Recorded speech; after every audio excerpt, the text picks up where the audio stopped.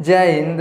देखिए इस वीडियो में समझते हैं नर जनन तंत्र के विषय में। तो सबसे पहले हम ये समझते हैं आखिर नर जनन तंत्र होता क्या है। तो नर का मतलब होता है पुरुष, जनन का मतलब होता है संतान का उत्पत्ति करना, यानी पुरुष के अंदर एक ऐसा मशीन होता है जो संतान का क्या करता है, उत्पत्ति करता है। अब कौन मशीन है, उसका नाम क्या होता है, उसके विषय में समझते हैं। है क्या बाबू, इसे हम बोलते हैं मेल जननांग। क्या बोलते हैं, मेल जननांग बोलते हैं। मेल का मतलब हो गया यानी पुरुष हो गया, और जननांग का मतलब क्या होता है, यानी जन्म देने वाला अंग, उसे हम क्या बोलते हैं, तो जननांग बोलते हैं। यानी पुरुष के अंदर यह मशीन होता है जो क्या करता है, संतान का उत्पत्ति करवाता है। अब उसके अंदर क्या क्या आता है उसके विषय में हम समझते हैं। चलिए ध्यान समझिए। सबसे पहला चीज़ देखिए है क्या है, इसे हम बोलते हैं स्क्रोटम।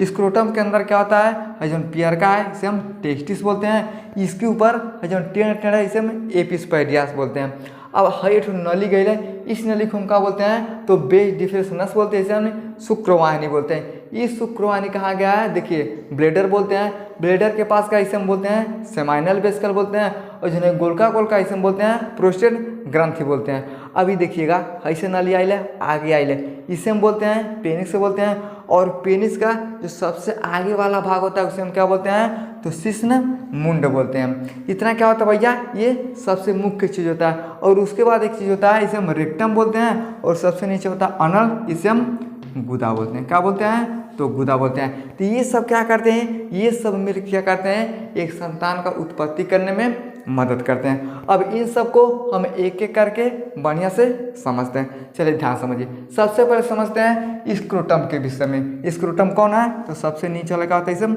स्क्रोटम बोलते हैं। अब स्क्रोटम का काम क्या होता है, इसे हम बोलते हैं वृषण कोष। अब वृषण कोष का कार्य क्या होता है उसके विषय में जानते हैं। तो टेस्टिस का रक्षा करता है जहाँ स्पर्म बनता है। अब समझिएगा है क्या है, इसे हम बोलते हैं स्क्रोटम।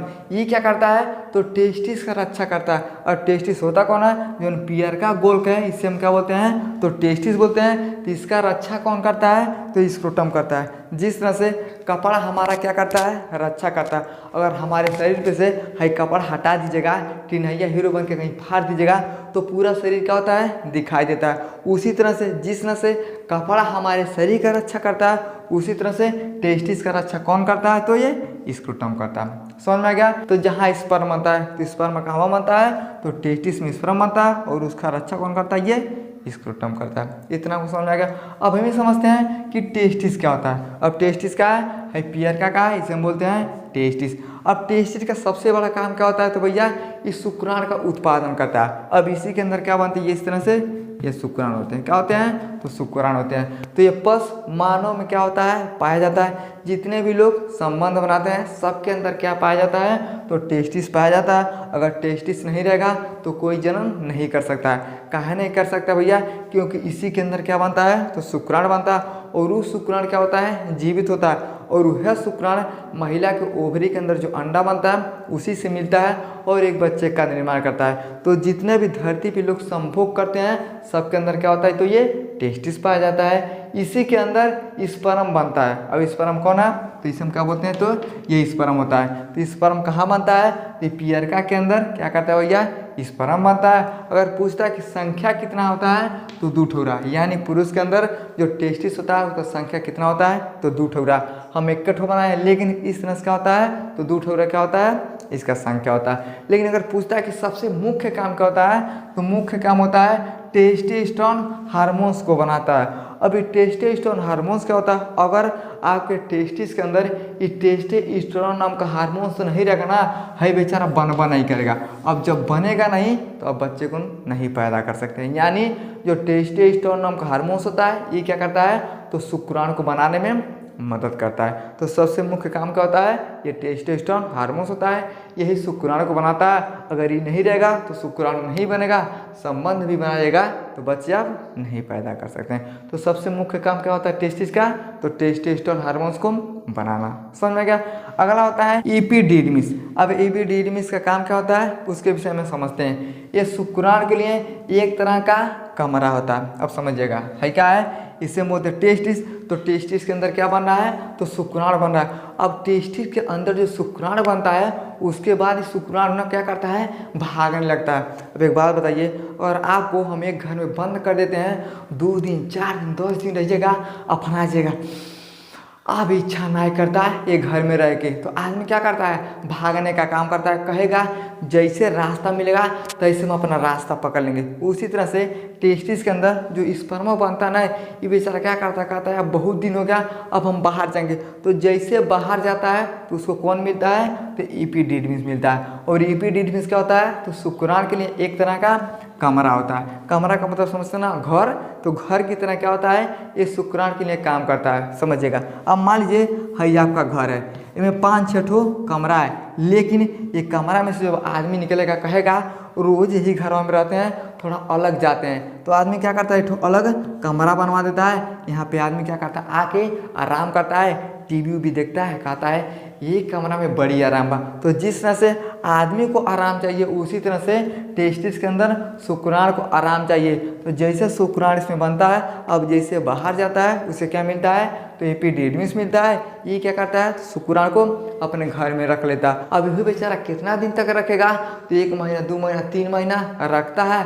उसके बाद क्या होता है भैया, ये बाहर जाने लगता है। अब जैसे बाहर जाता है तो हस्तमैथुन करते हैं, चाहे नाइट फॉल्ट होता है, तो यही क्या होता है, स्पर्म का बाहर आता है। समझ में क्या, एपिडिडमिस का यही काम होता है, शुक्राणु को अपने घर में कुछ दिन तक रोक के रखता है। समझ में आ गया। अगला होता है बेस डिफरेंस नस, इसे हम क्या बोलते हैं, तो शुक्रवाहिनी बोलते हैं। यानी शुक्राणु को ले जाने वाला क्या होता है, एक रास्ता होता है। होता कौन है, समझिएगा। और जो एपिडिडमिस है ना, इसके ऊपर से जो नलिया गई है, इसे हम क्या बोलते हैं, तो बेस डिफरेंस नस बोलते हैं। अब यहाँ बना शुक्राणु, शुक्राणु कहाँ गया, ये चला गया एपिडिडमिस के पास। अब एपिडिडमिस के बाद ये कहाँ जाता है, तो इस रास्ता के माध्यम से जाता है। जैसे समझिए, अब मेल और फीमेल क्या करते हैं, तो आपस में शारीरिक संबंध बनाते हैं। अब जैसे शारीरिक संबंध बनाते हैं ना, तो यहाँ से स्पर्म निकलता है एपिडिडमिस के बाद, उसके बाद सीधे रास्ता पकड़ लेता है। ये रास्ता पकड़ के कहाँ जाता है, समझिए, ये रास्ता पकड़ के बेचारा चला जाता है, ये जाता है सीधे सामान्य बेसिकल के पास और प्रोस्टेट ग्लैंड के पास। लेकिन बीच में कौन होता है, तो ब्लेडर होता है। ब्लेडर को हम क्या बोलते हैं, इससे हम बोलते हैं भैया ये पेशाब को रखने का क्या होता है, जगह होता है। तो देखिए जो बेस डिफरेंस नस होता है ना, ये क्या करता है, तो शुक्राणु को टेस्टिस से दूर ले जाता है। यानी इसके अंदर जो शुक्राणु बनते हैं, ये बेस डिफरेंस नस क्या करता है, उसको दूर करने का काम करता है। समझ में गया।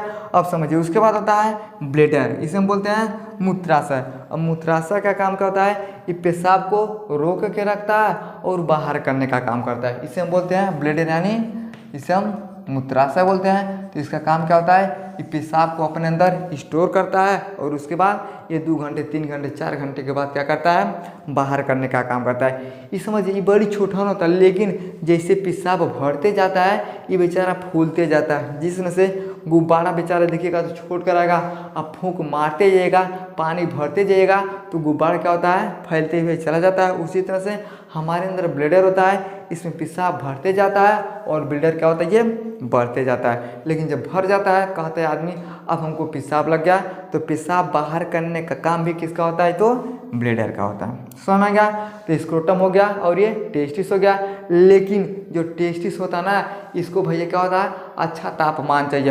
अगर अच्छा तापमान नहीं रहेगा ना, तो आपके अंदर शुक्राणु बन नहीं करेगा। इसलिए आदमी को ज़्यादा गर्म पानी से नहीं नहाना चाहिए। गर्म पानी से अगर नहाइएगा तो आपके अंदर क्या होता है, शुक्राणु कम बनेगा। अब देखिएगा, चाहे गर्मी रहेगा, चाहे ठंडी रहेगा, चाहे कोनो मौसम रहेगा, आपका जो टेस्टिस होता है, स्क्रोटम होता है, हर वक्त क्या होता है, ये ठंडा होता है और ये हमारे शरीर के बाहर होता है। तो प्राकृतिक ने इसे बाहर कहाँ बनाया भैया, ताकि हर वक्त ही ठंडा रहेगा। अगर ठंडा नहीं रहेगा तो शुक्राणु नहीं बनेगा, और जब अच्छे से शुक्राणु नहीं बन पाएगा तो जनन भी होना मुश्किल हो जाएगा। इनका तापमान क्या होता है, बहुत अच्छा होता है। समझ में गया, इतना आपको समझ में गया। अब इसका स्क्रीनशॉट लीजिए, अब जो बचा है उसके विषय में हम समझते हैं। चलिए अब समझते हैं कि समाइनल बेसिकल क्या होता है और इसका काम क्या होता है। आपको क्या क्या पता चल गया, स्क्रोटम पता चल गया, टेस्टिस पता चल गया, एपिडिडमिस पता चल गया और आपको वेज डिफरेंस के विषय में पता चल गया और ब्रीडर के विषय में। अब बाकी जो बचा है उसके विषय में समझते हैं। तो देखिए है क्या बाबू, इसे हम बोलते हैं सेमाइनल वेसिकल। अब इसके विषय में समझते हैं। यहीं से क्या होता है तो वीर्य बनता है। अगर आपसे कोई पूछता है कि वीर्य कहाँ से बनता है तो सेमाइनल वेसिकल और प्रोस्टेट ग्लैंड से क्या होता है तो वीर्य का निर्माण होता है, ना कि यहाँ से। यहाँ से खाली क्या होता है भैया, टेस्टिस से क्या होता है तो केवल और केवल स्पर्म निकलता है। स्पर्म का रास्ता जो होता है ना वेज डिफरेंस, अब जहाँ रास्ता जाके मिलता है तो वहीं पे क्या होते हैं सेमाइनल वेसिकल और प्रोस्टेट ग्लैंड होते हैं। तो क्या होता है सेमाइनल वेसिकल और प्रोस्टेट ग्लैंड से क्या होता है तो वीर्य का उत्पादन होता है। तो समझिए यहीं से क्या होता है तो वीर्य बनता है। शुक्राणु को जीवित रखने में मदद करता है। अगर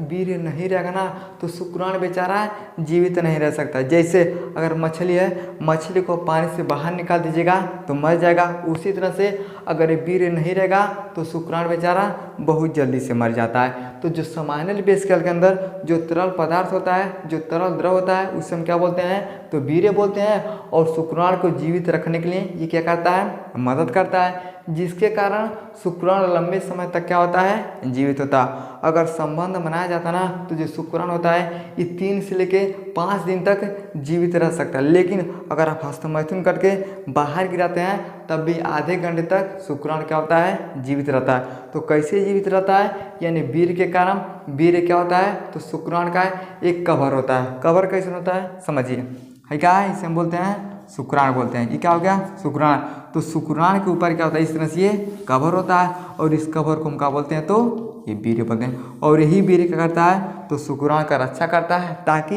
ये बेचारा लंबे समय तक जीवित रह सके। और इसी वीर्य के अंदर शुक्राणु क्या होते हैं तो तैरने का भी काम करते हैं। तो ये किसका काम होता है तो सेमाइनल वेसिकल का। अगला होता है प्रोस्टेट ग्लैंड। अब प्रोस्टेट ग्लैंड कहाँ होता है उसके विषय में समझते हैं। हाइजन गोल का है, इसे हम क्या बोलते हैं तो प्रोस्टेट ग्लैंड बोलते हैं। प्रोस्टेट ग्लैंड का कार्य क्या होता है, कुछ तरल पदार्थ का उत्पादन करता है। और ये जो तरल पदार्थ होते हैं ये शुक्राणु को ले जाने के लिए क्या करते हैं अच्छा काम करते हैं। तो समझिए कुछ तरल पदार्थ कौन देता है तो सेमाइनल वेसिकल देता है, कुछ कौन देता है तो प्रोस्टेट ग्लैंड देता है। अगर ये दोनों अगर तरल पदार्थ को नहीं देंगे तो शुक्राणु बेचारा आगे नहीं बढ़ पाएगा। अगर मछली को पानी में रखेगा तो बड़ी तेज़ी से भागती है, बाहर निकाल दीजिएगा तो मर जाएगी। उसी तरह से ये पानी का सब काम करते हैं और उसी के अंदर क्या होता है तो शुक्राणु होता है। अगर ये दोनों अपने तरल द्रव को नहीं दे पाएंगे ना तो शुक्राणु बेचारा रहिए में मर जाएगा। तो जैसे शुक्राणु वेज डिफरेंस के माध्यम से आता है, ये दोनों क्या करते हैं उसको रोक के और अपना तरल द्रव दे देते हैं। अगर पूछता है कि कितना देते हैं तो जो सेमाइनल वेसिकल होता है ये 60% देता है और जो प्रोस्टेट ग्लैंड होता है 30% क्या करता है तो प्रोस्टेट ग्लैंड देता है। तो कुल कितना हो जाता है तो 90%। अब जो 90% होता है ये क्या होता है तो वीर्य होता है और इसमें क्या होता है 10% शुक्राणु होता है। अब जैसे वेज डिफरेंस के माध्यम से शुक्राणु जाता है ये रास्ते में क्या करते हैं दोनों रोक देते हैं। अब जैसे रोकते हैं तो अपने तरल द्रव को दे देते हैं। अब जैसे देते हैं उसके अंदर शुक्राणु घुस जाता है। अब मुड़िया के क्या करता है खूब तेजी से भागने का काम करता है। इसलिए जैसे आपका रसखलन होता है, चाहे हस्तमैथुन करिएगा चाहे सेक्स करिएगा तो हमें क्या दिखाई देता है ये केवल वीर्य दिखाई देता है, उसके अंदर शुक्राणु नहीं दिखाई देता। काहे नहीं दिखाई देता है क्योंकि 90% तरल द्रव क्या करते हैं यह दोनों देते हैं, 10% क्या होता है केवल शुक्राणु होता है। इसलिए हम वीर्य को देखते हैं शुक्राणु को नहीं देख पाते हैं। ये सब क्या करते हैं अपने तरल द्रव को देके उससे आगे बढ़ाने का काम करते हैं और उसका क्या होता है मदद हो जाता है। अब जैसे मदद होता है आसानी से क्या होता है अंडे के पास ये चला जाता है। ये किसका काम होता है ये प्रोस्टेट ग्लैंड और सेमाइनल वेसिकल का। समझ में क्या।